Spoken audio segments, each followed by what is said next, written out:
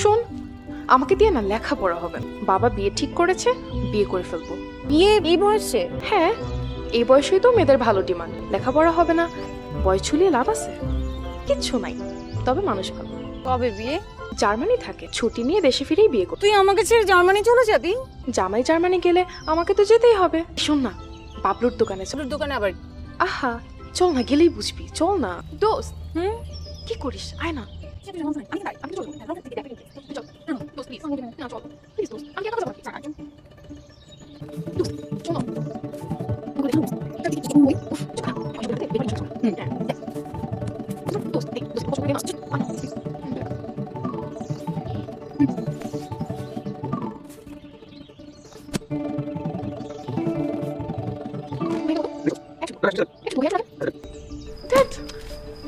এটা কোনো বই হলো? কেন দোস্ত, খুব পচা নাকি? জঘন্য বই বেচার ধান্দা। ভিতরে বোরিং 90 দশকের প্রেম, আর উপরে দিছে চুম্মা চাটির সেন। ধ্যাৎ, আমার 100 টাকাই মাটি। ওইটাতে পচা কিচ্ছু নাই। আরে ভিতরে প্রথম প্রেমের নিটল গল্প, তারপর চিঠি আদান প্রদানে গল্প শেষ। Typical boring love story. কি বই রে রুবি? আর বলো না আন্টি, সেদিন একটা বই কিনলাম, ভাবলাম পরীক্ষা শেষ, এখন আরাম করে বই পড়ার অভ্যাসটা করে ফেলবো। কিন্তু কিসের কি, ওপরে হুমায়ুন আহমেদের প্রচ্ছদ দিয়ে ভেতরে সব জঘন্য অশ্লীল গল্প দিয়ে রেখেছে। আমার 100 টাকাই লস। কি সাংঘাতিক! একটা মানে লোককে অপদস্থ করার জন্য সবাই উঠে পড়ে লেগেছে। ঠিক একদম ঠিক বলছো, আজকাল মানির মান বলে কিছুই নাই।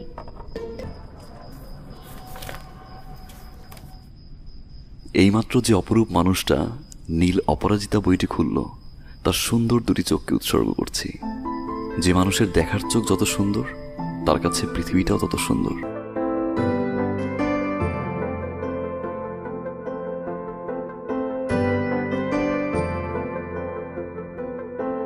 মফস্বলের শেষ ট্রেনের অপেক্ষায় ছিল নীল।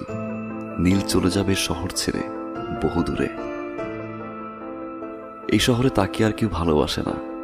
তার প্রথম প্রেম অপরাজিতার বিষাক্ত বেগুনি বিষের সে আজ নীলকণ্ঠ পাখি।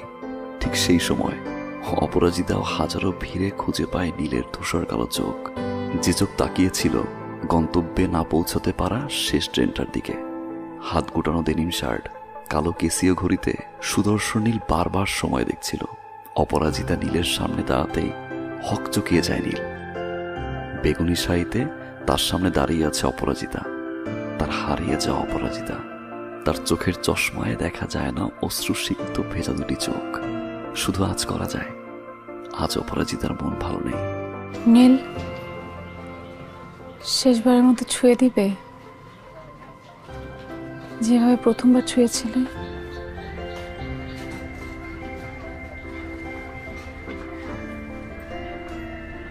অনেক ঘৃণা করো আমায় না? বিশ্বাসঘাতক ভাবো? ভেবেছ ঠকে গিয়েছি? অপরাজিতা, তুমি অবুঝ। আমি, তুমি, আমরা কখনোই ভুল ছিলাম না। ভুল ছিল আমাদের সময়। ভুল হয়ে এসেছিলাম নীল, আর তাই ভুলের প্রায়শ্চিত্ত হয়েই হারিয়ে যেতে এসেছি। একটা আত্মচিৎকার, নীলের বিস্ফোরিত চোখ। কিছু মানুষের হই হই রই রই শব্দের মাঝে যত দূর চোখ গেল সেখানেই শুধু শূন্যতা। সেই শূন্যতাকে ছাপিয়ে আর ফেরেনি নীলের অপরাজিতা। প্রতি 12ই শ্রাবণ নীল তার অপরাজিতাকে খুঁজতে ছুটে আসে জংশনের 5 নম্বর প্ল্যাটফর্মে। মেঘদূত, আপনি খুব নিষ্ঠুর। বইটা পড়ে আমি কান্না থামাতে পারছি না। আমার খুব কষ্ট হচ্ছে, আমার নীলকে খুব দেখতে ইচ্ছে করছে। জানেন, অপরিচিতার মতো আমারও নীল অপরিচিতার ফুল গাছ আছে। আমার প্রিয় ফুল অপরাজিতা। আমার বান্ধবী রুবিনার নাকি এই বইটা পছন্দ হয়নি। আপনি বলেন তো মেঘদূত, এত সুন্দর বই কে পছন্দ না করে থাকতে পারে?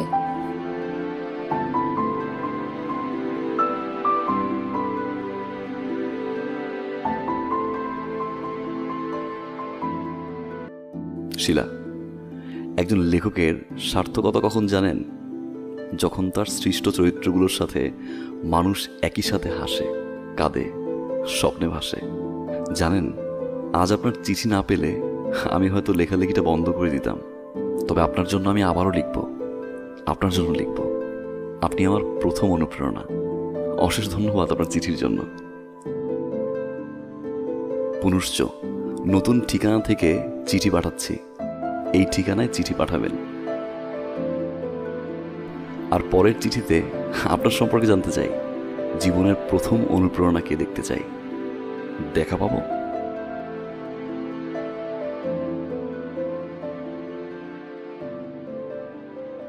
কিন্তু তুমি চোরের মতো ঢুকছো কেন? না মা, কি বলো? তাহলে কি হয়েছে? কিছু হয়নি, আমি কিছু লুকোচ্ছি না। আমার এক্সামটা খুব ভালো হয়েছে, আমার মনও খুব ভালো। তবে আমি তো কি একটা চিঠি নিয়ে যাচ্ছি, তুমি না মনের কথা বুঝো। বলো তো কি আছে এই ব্যবহারিক খাতায়? মনে মনে কথা বলছো কেন? মায়েরা সব বোঝে। মায়েদের সামনে দিতেছো, পেছনে দিতেছো। দাও তোমার ব্যবহারিক খাতাটা দাও। দাও খাতাটা। হ্যাঁ আপা, কি বলছো তুমি? আরে কখন চুরি